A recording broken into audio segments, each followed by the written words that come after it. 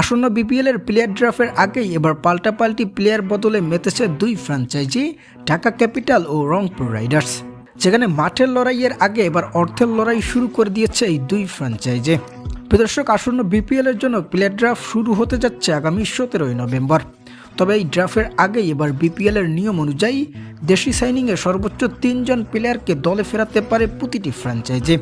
আর বিপিএলের দেওয়া এই সরাসরি 3 প্লেয়ারকে চুক্তিতে নিজেদের করে নিতে প্লেয়ার নিয়ে যেন এখন হুড়োহুড়ি চালাচ্ছে রংপুর ও ঢাকা ক্যাপিটাল। যেখানে গত বিপিএলের আসরে রংপুরের হয়ে খেলেছেন ওপেনার সাইফ হাসান, কিন্তু এবছর দুর্দান্ত ফর্মে থাকার ফলে সাইফকে রংপুরের কাছ থেকে ছিনিয়ে নিজেদের করে নিয়েছেন ঢাকা ক্যাপিটাল। অন্যদিকে রংপুর রাইডার্সও নিজেদের ঘরের প্লেয়ারকে হারিয়ে স্বস্তিতে নেই।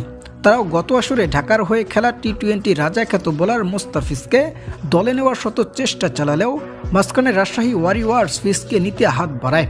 তবে শেষ পর্যন্ত সাইফ হাসানকে হারালেও ফিজকে হারায়নি রংপুর, যেখানে সবশেষে এই কাটার মাস্টারকে নিজেদের করে নিতে সক্ষম হয়েছে রংপুর রাইডার্স।